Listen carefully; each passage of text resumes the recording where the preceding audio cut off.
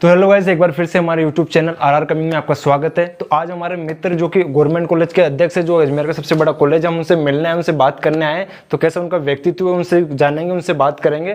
तो अपन इंतजार कर रहे हैं उनका भी।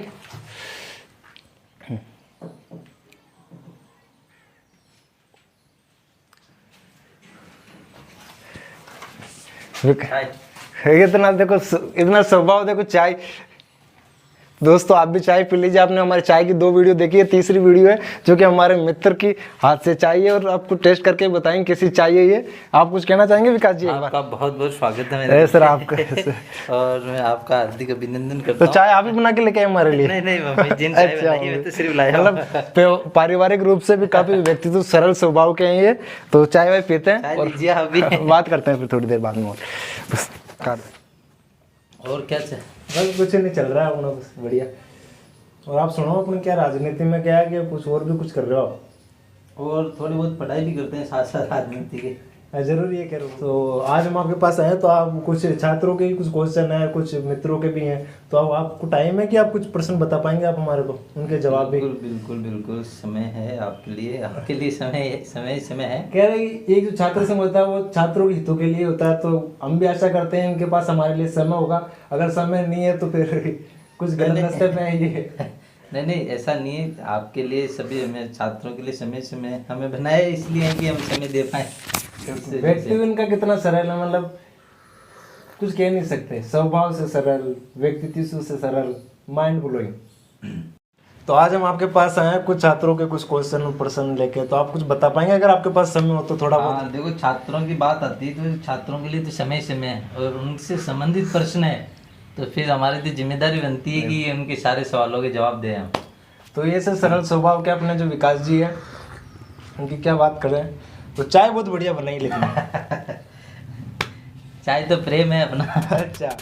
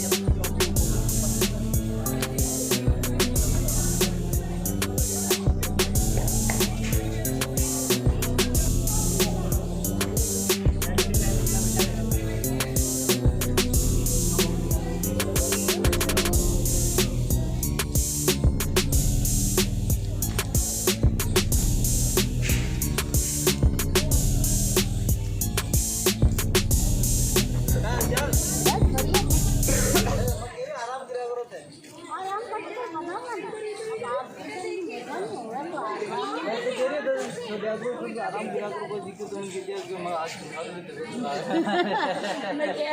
के रोज रोज है ना तो आराम करो और दूसरा है कर दूसरा आराम करिए तो बोले करेगी ठीक है।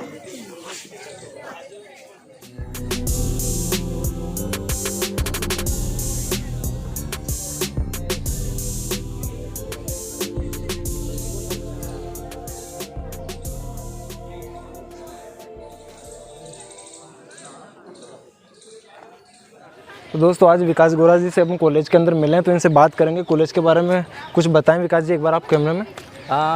सम्राट पृथ्वीराज चौहान राजकीय महाविद्यालय जो है 1836 में बना था। 1836 अंग्रेजों के टाइम का बना हुआ है। बहुत उत्तर भारत का सबसे बड़ा और सबसे पुराना कॉलेज रहा हुआ है। इसका लगभग 150 सालों का इतिहास हो गया है। 150 साल 1836 से 1936, 2036 में 200 साल हो जाएंगे इसको। अच्छा हाँ। बहुत ये काफ़ी अलग अलग इलाहाबाद यूनिवर्सिटी एफिलेटेड रहा। अभी वर्तमान में MDS यूनिवर्सिटी से एफिलेटेड है ये। सबसे ज़्यादा जो कॉलेज में उत्तर भारत में जो सबसे ज़्यादा स्टूडेंट विद्यार्थी, इस कॉलेज में रेगुलर विद्यार्थी 8,500 से 9,000 यहाँ रेगुलर विद्यार्थी। तो देख पा रहे हैं जैसे दोस्तों कि अजमेर का एकमात्र सबसे बड़ा जो कॉलेज है सम्राट पृथ्वीराज चौहान, लगभग जैसे विकास जी ने बताया 8 से 10,000 के बीच इसमें स्टूडेंट पढ़ते हैं। तो इस कॉलेज के जो अध्यक्ष है वो सरल स्वभाव के जो हमारे विकास जी, तो वो इनसे और बातें करेंगे। तो चलेगा चलते हैं।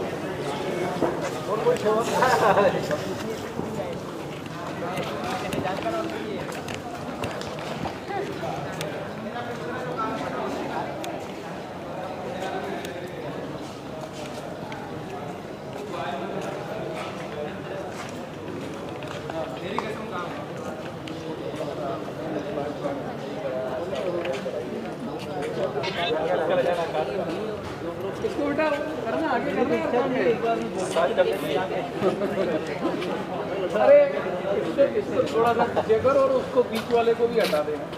उनको उधर दम हो रही चीजें बैठने के काम लगता है थोड़ा लगता भी ज्योग्राफिकल ऐसे उसको भी सबसे स्मार्ट और सबसे सुंदर अगर कोई डिपार्टमेंट है ना तो आपका ज्योग्राफी चढ़ाने के लिए नहीं गिरा, मेहनत नहीं करते क्या? वही तो कह रहा हूँ, चढ़ाने के लिए नहीं गिरा। देख अभी इन दिनों में पूरा गार्डन मेंटेन किया मैंने, अकेला आदमी कोई नहीं आता दूसरा, डिपार्टमेंट से भी नहीं आता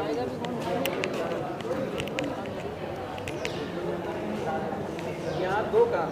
अभी लेक्चर रिकॉर्ड करने के बाद या तो बैठ के बोल के चैट कर या तो पढ़ लो, और या मैच अगर बैठना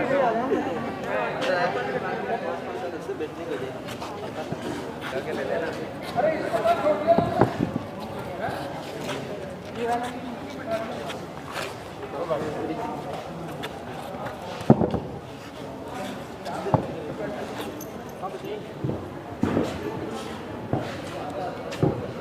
जैसे विकास जी भी कॉलेज में घूमे, अपन कॉलेज में नए नए विद्यार्थी बैठे, तो नए विद्यार्थियों क्या क्या समस्या हो सकती है और क्या उनका समाधान किस प्रकार हो सकता है? देखो अभी 1 सितंबर से कॉलेज खुले हैं वापस, बच्चे आ भी रहे हैं, चहल पहल भी हो रही है कि साथ साथ ही जो नए बच्चे हैं सेशन 12वीं के बाद जो बच्चे आते हैं वो भी कॉलेज में आना, अब 7 तारीख से फॉर्म चल रहे हैं, उसके बाद लिस्ट नहीं। सबसे अमूमन समस्या आती है जब कॉलेज में बच्चा जब शुरू से आता है तो स्कूल के वातावरण से निकल के कॉलेज में आता है, तो यहाँ एक वातावरण बिल्कुल चेंज होता है। बच्चों को जैसे डॉक्यूमेंट संबंधी समस्याएं होती है, कॉलेज बहुत बड़ा है तो उनको डिपार्टमेंट नहीं मिलते उनको, और जो चीज़ें हैं वो एक जानकारी नहीं होती किसी चीज़ें की, तो इसलिए उनको समस्या आती है। उसके लिए हम क्या करते हैं कि हमारे जो कार्यकर्ता होते हैं, हमारे जो टीम होते हैं, बच्चे जो सीनियर बच्चे होते हैं वो उनकी मदद करते हैं। बच्चा आया उसको डॉक्यूमेंट कैसे जमा कराने हैं और जो चीज़ें उनके कौन कौन से डॉक्यूमेंट चाहिए, कहाँ साइन होंगे, क्या कहाँ जमा कराना है, कौन सा टीचर जमा करेंगे, यहाँ तक उनको ले जाके वो पूरी जमा करवाते हैं। तो ऐसा पूरा एक सर्किल चलता है बच्चों का, हमारे सीनियर का, कार्यकर्ताओं का एक पूरा ग्रुप बना हुआ है, तो वो इस चीज़ में लगे हुए रहते हैं जैसे नए बच्चे। कई बार अपन आते हुए छात्र जो प्रत्यक्ष रूप से आप भी उनकी मदद कर पाते हैं, तो ये कैसे संभव हो पाता है? देखिए कि क्या है कि जब मैं छात्र संघ अध्यक्ष बना तब से मैंने एक चीज़ की है कि मैं गाड़ी लेके कॉलेज में एंटर नहीं होता। अच्छा, गेट से मतलब गाड़ी बाहर खड़ी करके गेट से पैदल एंटर होता हूँ, ताकि बच्चों से, हाँ, ताकि बच्चों से मैं क्या डायरेक्ट प्रत्यक्ष मुलाकात हो सके। गाड़ी लेके आते हैं तो क्या ऊपर गाड़ी खड़ी करी तो अपन काफ़ी बच्चे छूट जाते हैं, पैदल चलते रहते हैं तो पैदल से क्या है कि रास्ते में बच्चे मिलता रहता है। और हम जब चलते हैं तो बच्चे को भी ये लगे कि हम इनको हाथ मिलाते हैं या उनसे हैंडशेक करते हैं, तो उनको ये लगे कि हम इनसे हमारी समस्या शेयर कर सकते हैं। गाड़ी में तुरंत निकल जाते हैं स्पीड से, बच्चा नज़र पड़ती है जब तुम आगे। काफ़ी मदद करते हैं आप सभी स्टूडेंटों के, छात्रों। कभी आपको ऐसा लगा कि यार मैं छात्र संघ अध्यक्ष हूं, यार ये चीज़ें मेरे को नहीं करनी चाहिए, ये चीज़ें करनी चाहिए? देखिए, मदद करने और छात्रों से ही छात्र संघ अध्यक्ष है, नाम में ही छात्र संघ अध्यक्ष है, तो बच्चों से ही हम बने। तो अगर हम जब तक बच्चों की मदद करेंगे जब तक ही हम हैं, जिस दिन बच्चों की मदद करना या कॉलेज के या बच्चों के हित में काम करना बंद कर दे ना, हमारा अस्तित्व भी खत्म हो जाएगा। वैसे मेरे ख्याल से तीसरा वर्ष चल रहा है आपका छात्र संघ अध्यक्ष का, आप एकमात्र अध्यक्ष होंगे, इसका तीसरा वर्ष चल रहा है ये।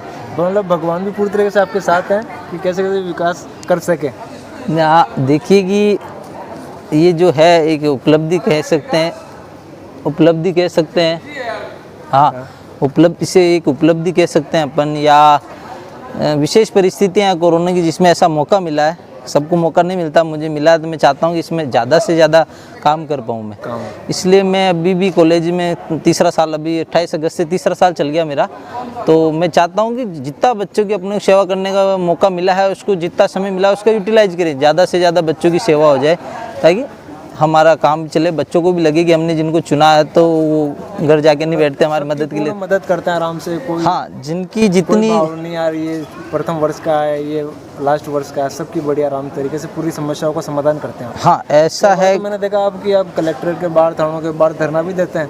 देखिए कि कोई भी बच्चा आज तक, सबसे बड़ी चीज़ मैंने अध्यक्ष बनने के बाद जो नंबर थे वो कभी चेंज नहीं किए। अच्छा, तो हाँ, कोई भी बच्चा मुझे फ़ोन करता है तो मैं उनके नाम कौन है क्या पूछने के बजाय उनका काम पूछता हूँ सबसे पहले, कि आप कौन बोल रहे हैं और आपको क्या काम बताते हैं। उसके बाद उनके काम की सीधी उसको काम जो भी काम होता है वो बताता हूँ, कैसे करना है, क्या चीज़ें करनी है, मिलकर कैसे। हाँ, वो उनको बताता हूँ। उनसे मैं काम को प्रेफरेंस देता हूँ, सबसे पहले परिचय हो जाएगा। अगर आप काम करोगे तो अपने आप ऑटोमेटिक आपका बच्चे पहुंचा देंगे आपके काम को। वो तो बात है ही।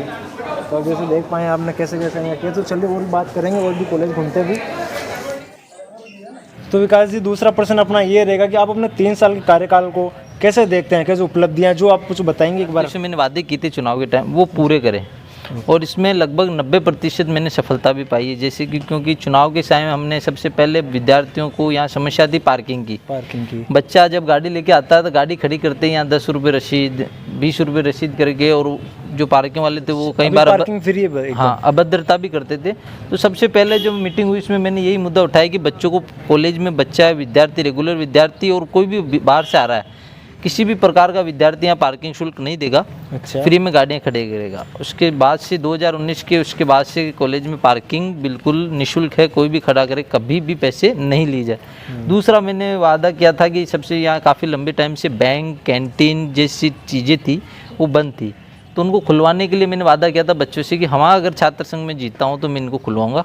और आज आप देख सकते हैं कि कॉलेज में बैंक भी से बच्चों के लाभान्वित हो रहे हैं और कैंटीन भी बैंक कॉलेज में। उसके बाद हमने छात्राओं से वादा किया था, गांव, हमारी जो गांव से बहनें आती है उनको समस्या आती है, शहर में जब आती है तो उनको रूम लेके या हॉस्टल की समस्या आती है। जीसीएम जो पहले जो हॉस्टल था वो उसमें सीटें काफ़ी संख्या थी, शायद 120 के आसपास, 120 से 150 के बीच संख्या थी। तो कॉलेज इतना बड़ा है कि यहाँ 10,000 के आसपास स्टूडेंट पढ़ते हैं और इसमें छात्राएं कम से कम 50% छात्राएं हैं। 50%। तो उसके अनुपात में काफ़ी कम था। तो हमने उनसे कॉलेज में कहा था कि अगर मैं बनता हूँ तो मैं आपकी समस्याओं को सीटें बढ़वाने का प्रयास करूँगा। तो वो चीज़ें उसको लेके हमने प्रयास किया। और पीछे बॉयज़ हॉस्टल काफ़ी टाइम से बंद था, उसको हमने पहले बॉयज़ के खुलवाने का प्रयास करा, पर किसी कारणवश बॉयज़ नहीं खुल पाया। तो हमने सुझाव दिया कि कमेटी को कि इसको गर्ल्स कॉलेज हॉस्टल में कन्वर्ट करके गर्ल्स की सीटें बढ़ा दी जाए, जिससे कि ज़्यादा से ज़्यादा बच्चियों को या हमारी बहनों को फ़ायदा मिल सके। तो अभी उसको जो विद्यालय इससे कोष से जो राशि लेके उसका नवीनीकरण कराया, और अभी वो उसमें कम से कम छात्राओं की 150 से ज़्यादा गर्ल्स रहती है। अच्छा, उसके बाद जो हमारे एनसीसी का जुड़ा हुआ था, एनसीसी विद्यार्थियों की समस्याएं थी कि उन्हें आप ऐसे एनसीसी में भी शायद सीनियर अंडर ऑफिसर रह चुके हैं शायद। जी जी हाँ, इसी नाते मेरे एनसीसी के बच्चों से विशेष जुड़ाव है और अभी भी एनसीसी के बच्चों से एनसीसी के प्रति मेरा विशेष लगाव, क्योंकि देखिए मैं ना, अभी जैसे आपने एंट्री करा तो आप मित्र आपसे मिल तो रहे वो हाँ एक इस वजह से तो उनसे भी उन्होंने कहा कि भैया आप चुनाव लड़ रहे हैं, हमें ऐसी ऐसी समस्याएं हैं तो आप दूर करना हमारी। तो मैंने बिल्कुल निश्चित रूप से उनके जो पहले वर्दी की जो चीज़ें थी, इनके एसेसरीज की समस्या आती थी, ऊपर से आने में काफ़ी समय लगता था, तो बच्चों को कभी अपने खर्चे पे, कभी हमारे एनओ सर थे मनोज यादव, वो अरेंज करवाते थे, काफ़ी मदद करते बच्चे। तो उस चीज़ को मैंने दूर किया और विद्यालय कोष से, महाविद्यालय कोष से बच्चों को सारी जो चीज़ें होती है, वर्दी कपड़ा लेके, वर्दी सिलवाने से लेके सारी चीज़ें महाविद्यालय से प्रोवाइड कराई है। उसके साथ साथ उनकी एक समस्या थी कि फायरिंग रेंज की। कॉलेज में काफ़ी टाइम पहले फायरिंग रेंज बनी हुई थी, परंतु वो उचित ध्यान नहीं देने, हाँ फायरिंग रेंज का एरिया, तो उसको उचित ध्यान नहीं देने के कारण वहाँ जंगल जैसा हो गया था पुराना, बम्बूल के पेड़ और ये काफ़ी, तो उस चीज़ों को उन्होंने कहा कि ऐसे हमें फायरिंग रेंज के लिए दूसरी जगह जाना पड़ता है, जबकि हमारे उपलब्ध उसको ठीक है। तो अभी जो हमारे प्राचार्य आई थी प्रतिभा यादव जी मैम, उनसे मैंने इस संबंध में बात की और उनको बताया कि मैम ऐसे ऐसे फायरिंग रेंज उसका थोड़ा जीर्णोद्धार हो जाए तो बच्चों को यही लाभ मिल जाएगा, अपने साथ साथ दूसरे कॉलेज के बच्चों को भी लाभ मिलेगा। तो मैडम ने उस पर कार्रवाई करते हुए अभी वर्तमान में भी फायरिंग रेंज में भी काम चल रहा है, जल्द ही वो फायरिंग रेंज बच्चों के लिए स्मार्ट फायरिंग रेंज के रूप में हो जाएगी। मैं अगले प्रश्न पे आना चाहूँगा कि आपको जो अधिकतर सामान्य छात्र के रूप में देखा जाता है, कभी ऐसा कोई गाड़ी नहीं, कोई ऐसा कुछ, मतलब एटीट्यूड तो बिल्कुल आपको दिखता ही नहीं है, तो ये कैसे आपके अंदर अपने आप को डेवलप किया है, या पहले ही था आप में ये? देखिए कि क्या होता है कि अमूमन जब एक आम स्टूडेंट जब राजनीति में आता है, हाँ, तो वो आम की तरह ही रहना चाहता है कि वो राजनीति में आज ज़रूरत भी आम लोगों की जो समस्याएं सुन सके। नहीं, मैंने देखा कई लोगों की, लोग मतलब छात्र संघ अध्यक्ष बनने के बाद एक अलग से एक एटीट्यूड होता है, तो वो मैंने आप में नहीं देखा, इसलिए मेरे पास ये प्रश्न आया तो मैंने पूछ लिया आपसे। देखिए हाँ, मैं ये मानता हूँ कि छात्रों ने मुझे बनाया है। अच्छा, कहीं क्या बार होता, कोई किसी में धन बल या ऐसे जीतते हैं तो उनमें एक घमंड आ जाता है, पर मुझे धन बल से नहीं, विद्यार्थियों के प्रेम से और उनसे जीता हूँ, तो मेरी जिम्मेदारी बनती है कि मैं उसी रूप में, क्योंकि छात्र संघ अध्यक्ष हूँ, ये एक दायित्व है कि मैं इस पद पे हूँ, पर मैं छात्र हूँ, ये मैं कभी, हाँ ये कभी भी नहीं भूलता, और मैं वही सिचुएशन और वही समस्याएं फेस करके आया हूँ जो फर्स्ट ईयर का स्टूडेंट फेस करता है, वही समस्याएं जब मैं। तक मेरे को एक बात ध्यान है, शायद आपकी एबीवीपी की आप पहली सीट मतलब अध्यक्ष बने, बाकी जो सीटें थी वो एनएसयूआई की थी वो। हाँ, मैं अध्यक्ष पद पे एबीपी जीती थी। एबीवीपी के बारे में थोड़ा सा वो भी बता दीजिए आप। एबीपी एक छात्र संगठन है जिसकी स्थापना 1949 में हुई थी। ये एक आरएसएस का अंग है और हमारा ये रहता है कि कैसे विद्यार्थियों के साथ मिलके संस्कारित युवा, जो कॉलेज में पढ़ने वाले, जो कई बार कहते हैं कि युवा है वो नौजवान है, नेताओं के पीछे तालियां बजाने वाला है या जो भी है, वो तो अनुशासनहीनता करता है, दंगे फसाद करता है, उस छवि को बदलने के लिए हमारे परिषद काम करता है। ये चाहता है कि विद्यार्थी है वो, उनके जो टैलेंट है वो बाहर निकले, युवा वर्ग है वो किसी के पीछे तालियां बजाने के लिए नहीं, अपनी प्रतिभा दिखाने के लिए, इस चीज़ों के लिए। तो इस प्रकार से हम विद्यार्थी परिषद के माध्यम से कई प्रकल्प चलते हैं जिनमें अलग अलग विद्यार्थी जुड़ते हैं, काम करते हैं, नेतृत्व क्षमता, कहीं को नेतृत्व क्षमता मिलती है। और सबसे ज़्यादा आपने जो सादगी का प्रश्न पूछा, मैं बताना चाहूँगा कि अपने हमारे कार्यकर्ता रहे हैं विद्यार्थी परिषद के, अभी उप महापौर है नीरज जी जैन, वो भी अभी आप उनको देखोगे उनके परिषद का ही भाव है कि वो आज भी महापौर बनने के बाद भी वो लाज लवाजमे के साथ नहीं घूमते, वो जनता के बीच बिल्कुल जनता की तरह घूमते हैं। और अभी कुछ समय पहले एक मैंने केंद्रीय मंत्री थे गजेंद्र जी शेखावत, उनकी पोस्ट देखी थी। वो आप बताऊं, मैं परिषद से जो निकल के, परिषद विचार से जो कभी नेता बनता है, कार्यकर्ता जब आगे जाके भविष्य में देश का नेतृत्व करता है, तो उसके अंदर ये भाव नहीं रहता कि हम नेता है तो गाड़ी लवाज में लाल बत्ती, वो भाव नहीं, जनता के प्रति काम का भाव रहता है। तो अभी मैंने उनकी एक पोस्ट देखी थी, उन्होंने, वो केंद्रीय मंत्री होते हुए भी मेट्रो ट्रेन से सफ़र कर रहे थे। तो ये बताता है कि परिषद का जो कार्यकर्ता काम करता है वो अगर आगे भी जाए, अभी भी विद्यार्थियों के लिए काम करेगा, राजनीति में जाएगा तो भी जनता के लिए, जनता जैसा बन के ही काम करेगा। बिल्कुल, ये बात सही है। और एक मित्र ने मेरे से ये प्रश्न भी पूछा है कि जो शिक्षक और विद्यार्थी के जो संबंध है वो आप किस प्रकार देखते हैं, कि आप छात्र संघ के अध्यक्ष के रूप में छात्र के सबके, मतलब वो एक बार बता दीजिए आप।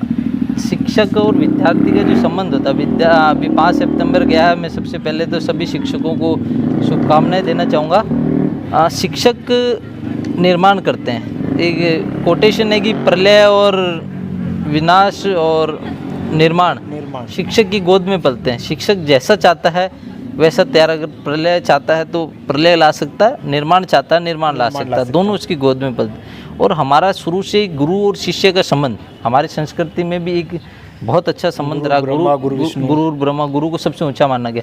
कॉलेजों में भी कहीं कहीं ऐसी चीज़ आती है कि हमें कभी कभी गुरुओं से, हमारे जब कभी विद्यार्थी मांग करने जाते हैं किसी विषय, कोई भी समस्या होती है, तो हम कोशिश करते हैं कि हम विद्यार्थियों की मांग को उठाएं तो उस तरीके से उठाएं जो एक स्टूडेंट को जायज़ है। कभी भी हम उससे लीक से हटके, ऐसा नहीं कि हम विद्यार्थियों की मांग के लिए शिक्षक का अपमान करें, ऐसा नहीं करते हैं।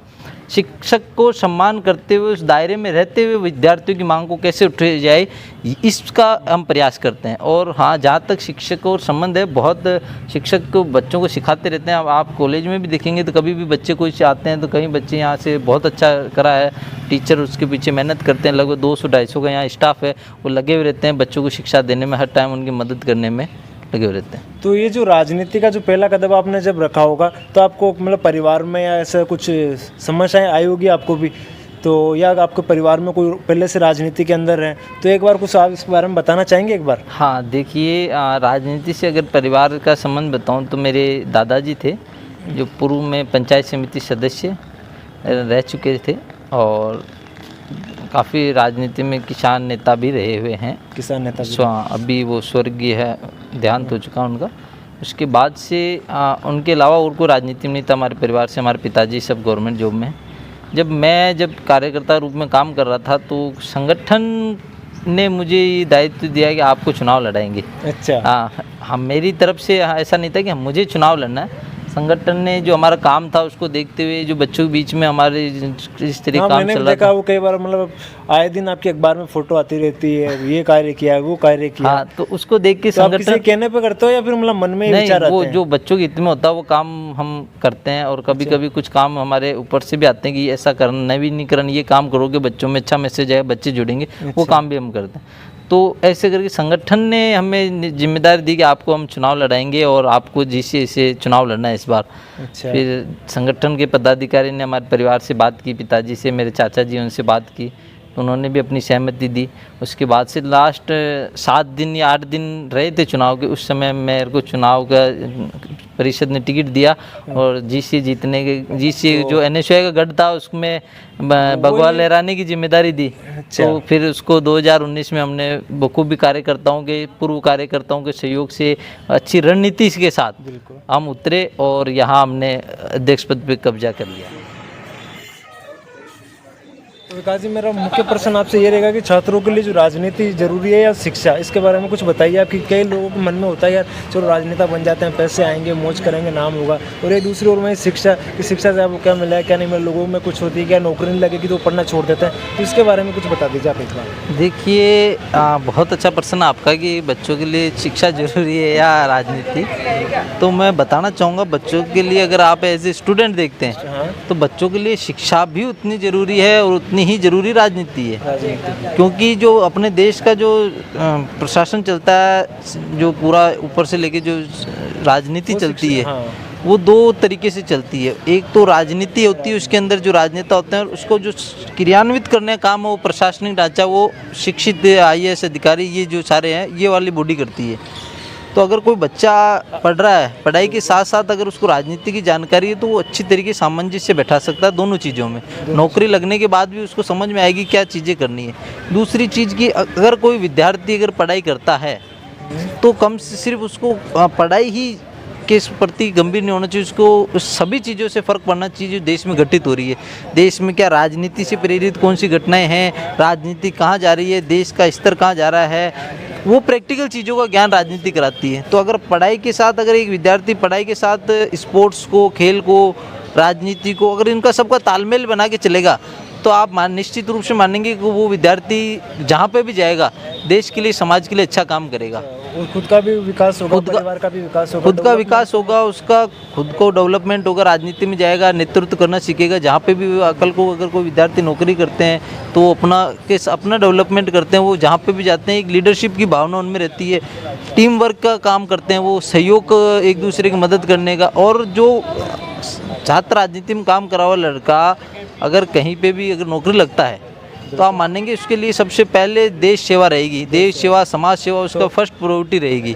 आप भी अपने जो राजनीति में या कुछ पढ़ाई, एजुकेशन कुछ वो भी कर रहे हैं आप? हाँ, मैं अभी, कई लोग सोचते हैं कि यार चाहे वो चुनाव लड़ेंगे और बड़े चुनाव लड़ेंगे, अगर राजनीति में सक्रिय है या क्या? सक्रिय देखो, स्टूडेंट के साथ है, जब तक साथ है आशीर्वाद है, जब तक जो छात्र जहाँ ले जाएंगे हमें, वो तो छात्र जहाँ ले जाएंगे वहाँ जाएंगे निश्चित रूप से। उन्होंने हुक्म कर दिया कि आपको यहाँ जाना है तो वहाँ निश्चित रूप से हम भी जाएंगे। इसके साथ साथ पढ़ाई का ऐसा है कि मैं मानता हूँ कि पॉलिटिक्स के लिए तो पढ़ाई डबल करनी चाहिए। जो राजनीति में उन लोगों को तो डबल पढ़ाई करनी चाहिए, जो आम स्टूडेंट करता उसके अलावा उनको वो पढ़ाई तो करनी है। साथ साथ जो ऐसे विचार देश में क्या चल रहा है, किताबें आती है, कौन कौन सी विचारधाराएँ चलती हैं, सब चीज़ों का ज्ञान नेताओं को होना चाहिए। नौकरी के लिए ज्ञान के लिए पढ़ना चाहिए। हाँ, पढ़ाई के लिए मैं, आपने बात की ज्ञान की, तो मैं बताना चाहूँगा कि देश का जो अभी शिक्षिका ढल रहा है वो एक लोगों को भी, बच्चों को जो है वो एक नौकर बनाना चाह रहा है। अच्छा, उससे बच्चा अभी जो पढ़ाई करता है उसके बाद एक नौकरी के पीछे भागता है, जबकि शिक्षा का मेन मुख्य उद्देश्य ज्ञान कमाना है। जिसने ज्ञान कमा लिया उसके लिए नौकरी बहुत आसान हो जाएगी। अभी कई जने कहते हैं कि बच्चे को रटते हैं, समझ में नहीं आता। कोई आप कहते हो बहुत टॉप करता का, इसने कम पढ़ाई की फिर भी टॉप, वो इसलिए करते हैं कि वो चीज़ों को समझते हैं, चीज़ों को समझ के उस पर कॉन्सेप्ट क्लियर करके फिर अगर आप पढ़ोगे तो आपके लिए हर चीज़ आसान हो जाएगी। तो जो छात्र संघ है राजनीति में किस प्रकार भूमिका निभाता है ये भी? हाँ, देखिए, छात्र संघ जो देश की राजनीति है, इसके अंदर बिल्कुल महत्वपूर्ण भूमिका है इसकी। अच्छा, क्योंकि देश में वोट देने का अधिकार 18 से प्लस का है। 18 के बाद बच्चा देश की राजनीति में अपने विधायक चुनता है, सांसद चुनता है, सरकारें चुनता है। तो उनको इस चीज़ की समझ होनी चाहिए कि हम कैसा राजनेता हमारे देश को दें, किस प्रकार का, उसमें क्या क्या क्वालिटी होनी चाहिए। वो कॉलेज के छात्र नेताओं से देखता है कि इनमें क्या क्वालिटी है, किन लोगों को देश में आगे जाना चाहिए। वो जो पूरी संसदीय प्रणाली है, लोकतांत्रिक प्रणाली, उस प्रणाली को छात्र संघ के माध्यम से पहली बार प्रैक्टिकल रूप से धरातल पर समझता है, वो उसमें भाग लेता है कि कैसे हमें वोट डालना है, कैसे हमारा अध्यक्ष चुनते हैं। वो चीज़ें जो लोकतंत्र आज हमारा देश चला रहा है, जिस लोकतंत्र, उस प्रणाली को सबसे पहले अगर विद्यार्थी कहीं समझता है तो वो स्थान कॉलेज के छात्र संघ चुनाव है, जहाँ उसकी जो देश की राजनीति है, जो 12वीं तक जो पढ़ के आया, उन चीज़ों का धरातल पर ज्ञान, प्रैक्टिकली ज्ञान छात्र संघ चुनाव के माध्यम से ही होता है। तो मेरे को जो ध्यान है कि आप छात्र संघ अध्यक्ष बनने के बाद आप नगर महामंत्री भी बने, तो इसकी क्या भूमिका होती है? महानगर मंत्री, हाँ, महानगर मंत्री। देखिए, संगठन में विद्यार्थी परिषद संगठन से मैं जुड़ा हुआ हूँ और संगठन का हमेशा अच्छे कार्यकर्ताओं को संगठन आगे बढ़ाता है और संगठन का विशेष स्नेह भी मेरे ऊपर रहा है कि मुझे ऐसी आम कार्यकर्ताओं को छात्र संघ जैसे चुनाव मुख्य भूमिका में चुनाव लड़वाया, चुनाव जितवाया, आम छात्र से एक पहचान दी, संगठन ने ही दी है मुझे। और उसके बाद संगठन ने मुझे महानगर मंत्री जैसा दायित्व, महत्वपूर्ण दायित्व होता है, उस दायित्व दिया।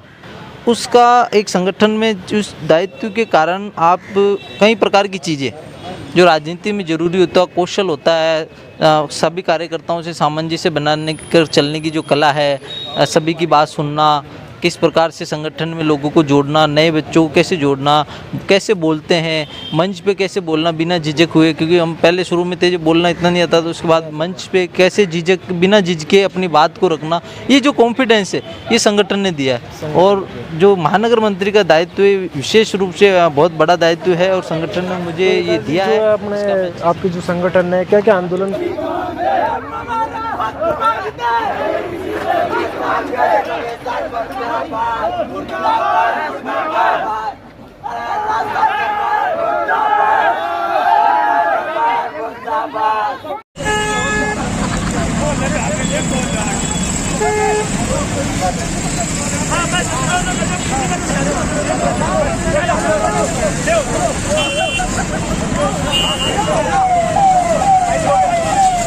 गत दिनों में जो आरएस का जो परिणाम जारी हुआ उसके अंदर ये देखने को मिला कि मंत्री जी के जो रिश्तेदार थे उनको साक्षात्कार में इंटरव्यू की थी ज़्यादा नंबर दी। उसके साथ साथ ही इंटरव्यू में जो साक्षात्कार होते हैं उन्होंने पैसे का लेन देन की भी एसीबी ने कलर को भी गिरफ्तार किया। इस प्रकार की धांधलियाँ ऐसी प्रतिष्ठित भर्तियों में चल रही है, जिसका राजनीतिक दबाव के कारण आरपीएससी जैसी संवैधानिक संस्था राजनीतिक दबाव के कारण फैसले लेके संबंधियों को अगर आरएस बनाएगी तो जो गरीब गांव से आने वाला जो मेहनत करके विद्यार्थी जो पढ़ाई करता है उसका हक उसको कैसे मिलेगा। इसके विरोध में आज विद्यार्थी परिषद ने रैली निकालकर या प्रदर्शन किया है टायर जलाकर, और हम जब तक धरने पे बैठे रहेंगे जब तक आरपीएससी चेयरमैन या उनको कोई वरिष्ठ अधिकारी हमसे बात नहीं कर लेते, हम इसका विरोध जारी रखेंगे। अगर ऐसा ही चलता रहा संवैधानिक संस्थाओं में राजनीतिक दबाव तो ये दिन दूर नहीं जब गरीब विद्यार्थी पढ़ने को उनको कोई हक नहीं मिलेगा और तानाशाही राज चलेगा। हम इसका विरोध करते रहेंगे। विद्यार्थियों के आक्रोश को दबाने के लिए सरकार के इशारे पर यहाँ पुलिस की गाड़ियाँ भर भर के बुलाई गई विद्यार्थियों को रोकने के लिए, प्रदर्शन को रोकने, पर विद्यार्थियों में इतना आक्रोश है कि वो किसी भी प्रकार से इस आक्रोश को पुलिस के दबाव को नहीं सहन करेंगे और प्रदर्शन करते रहेंगे जब तक हमारी मांगे पूरी नहीं आ जाए। जब से मुझे महानगर मंत्री का दायित्व मिला तब से विद्यार्थी में बहुत बड़े बड़े आंदोलन किए, चाहे वो भी जो छात्र जब बच्चे की छात्रवृत्ति का मुद्दा था, अभी कोरोना कारण सरकार ने छात्रवृत्ति बंद कर दी थी, तब परिषद के नेतृत्व में हमने सभी कैंपसों में आंदोलन चलाया विद्यार्थियों के लिए छात्रवृत्ति 5000 की छात्रवृत्ति देने के लिए। उसके बाद हमने कलेक्टर भी एक बड़ा हजारों की सैकड़ों की संख्या में विद्यार्थियों के साथ कलेक्ट्रेट में प्रदर्शन किया। उसका परिणाम ये रहा कि जो बच्चों की जो छात्रवृत्ति सरकार ने उसको देने का निर्णय किया वापस, जिसको पहले बंद कर दिया था उसको, हाँ अभी वो काफ़ी बच्चों को मिल चुकी है, आधे बच्चों को प्रोसेसिंग में चल रहा है वो प्रोसेस बजट के आधार पर। दूसरा सबसे बड़ा आंदोलन था हमारा डीएवी कॉलेज में। अभी जो परीक्षा फॉर्म जो भरे जाते हैं उनके अंदर देखा जाता गया कि प्राइवेट कॉलेज है वो अतिरिक्त वसूली अवैध वसूली करती है फीस के साथ साथ, उसके खिलाफ हमने आंदोलन किया। लगातार 2-3 दिन के आंदोलन के बाद प्रशासन को झुकना पड़ा और जो डीएवी कॉलेज के विद्यार्थी थे उनकी जो फीस थी वो उन्होंने फीस को जो 200 रुपये अवैध वसूली कर रहे थे उसको बंद किया। उसके साथ साथ ही जो प्राइवेट बच्चे थे उनकी भी फीस में कमी की। ये एक आंदोलन का परिणाम ही था। इसके साथ चाहे सरकार के कोई विद्यार्थी में या अपराधों के बढ़ते अपराध हो, राजस्थान सरकार में कांग्रेस सरकार में बढ़ते अपराधों पर ऐसे मुद्दे हो जो समाज हित के हो उनको भी साथ लेके चला। और विद्यार्थियों के लिए एक बड़ा आंदोलन अभी 9 तारीख को आने वाली 9 तारीख को हम एक बड़ा जो है हल्ला बोल जो विद्यार्थियों की जो प्रमुख मांगे है सरकार से उनको लेके कलेक्ट्रेट पे बड़ा धरना प्रदर्शन करेंगे। छात्र हितों के लिए निरंतर कुछ ना कुछ प्रयास कर रहे हैं जो संभव हो सकता है। देखिए छात्र आज का हमारा ये मानना है कि छात्र कल का नहीं आज का नागरिक है। वो आज में भूमिका होती है तो सरकारों को ये मानना चाहिए कि बच्चों को अगर सही शिक्षा उनको जो प्रॉपर छात्रवृत्ति जो योजना है वो मिलेगी तो बच्चा निश्चित रूप से देश को भविष्य को संवारने का काम करेगा। आज बेरोजगारी बढ़ रही है, सारी चीज़ें बढ़ रही है, इसका कहीं ना कहीं कारण जो शिक्षा व्यवस्था है वो है। आज इंजीनियरिंग करा हुआ छात्र भी इंजीनियरिंग करने के बाद भी उसको नौकरी की तलाश में रहता है, जबकि इंजीनियरिंग के छात्र को इनोवेशन के ऐसा करना चाहिए। बीएड कर रहे हैं छात्र, बीएड के बाद नौकरियाँ नहीं मिल रही, बच्चों में नए विचार नहीं आ रहे, ये शिक्षा का है। तो शिक्षा में अभी आधुनिक शिक्षा को आधुनिक बनाना चाहिए और नए प्रयोग करने चाहिए। तो एक बार हमारे चैनल के माध्यम से आप कुछ जो संदेश देना चाहो एक बार तो। मैं आपके चैनल सबसे पहले तो आपका शुक्रिया अदा करता हूँ कि आप के चैनल के माध्यम से विचारों तक बच्चों तक पहुँचेंगे और जो भी व्यूअर हमारा तो देखो काम है ये कि लोगों में जागरूकता फैलाए। जो भी व्यूअर है आपके माध्यम से मेरी आवाज़ सुनेंगे, मैं उनको यही संदेश देना चाहूँगा कि युवा वर्ग है अपने जो आसपास जो घटनाएं होती है किसी भी घटना पर अगर जो सच है उसके साथ खड़ा रहना सीखे। लोगों को काम मदद कैसे की जाए ये भाव युवा में हो। साथ साथ एक अभी चलने में आए नशे की प्रवृत्ति बहुत ज़्यादा, तो मैं युवाओं से अपील करना चाहूँगा कि नशे की प्रवृत्ति को छोड़ते हुए अगर देश के लिए समाज के लिए अगर अच्छा आप काम करोगे तो निश्चित रूप से देश का भी विकास होगा, आपका विकास होगा, समाज का विकास होगा और हमारा भी एक विकास है। बिल्कुल। तेरे जैसा यार कहाँ ऐसा याराना।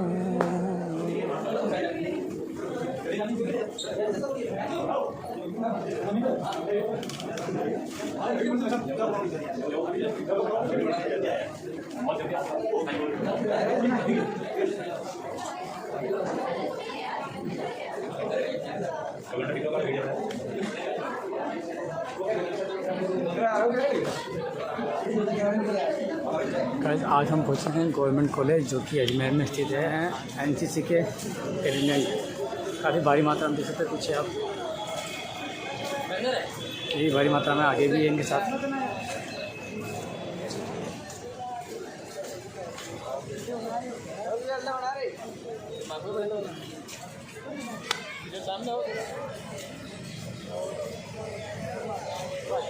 मित्र रहे मैं गुजराती स्कूल के अंदर, तो हमारे कुछ भी ऐसी बहुत सी घटनाएं, जैसे हम कचौरी, जैसे एक दिन कचौरी भाई विकास लेता था, दूसरे दिन कचौरी मैं लेता था। लेकिन कई बार मैंने ये चीज़ नोट करी है कि मेरी जब बारी होती थी ना कचौरी खाने की, तो विकास जी छुट्टी मार लेते, तो मेरे को दूसरे दिन आके विकास जी वापस बोलते आज तुम्हारा दिन है कचौरी, ऐसी कुछ बात है। तो यहाँ भी करते हैं भी आप ये?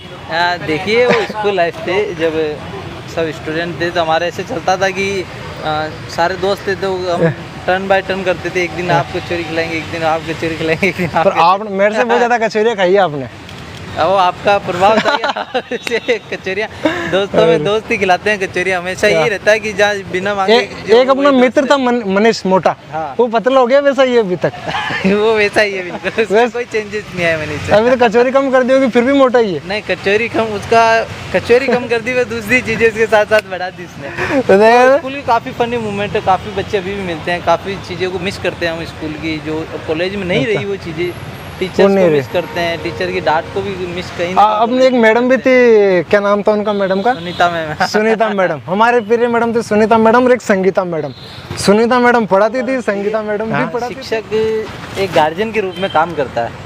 तो जब हम 11th-12th में आ गए थे तो हमारे जो शिक्षक थे वो हमारे से पढ़ाई के साथ साथ हमारे को संस्कार देने कुछ गलत हो रहा तो उसे ऐसे बच्चे की जैसे अपने बच्चे को समझाते वैसे समझाते, इसलिए टीचर हमारे काफ़ी शिक्षकों से लगाव था। और वो कभी हम बदमाश भी था, मेरे को ध्यान कुछ होता है ऐसे भी करे थे।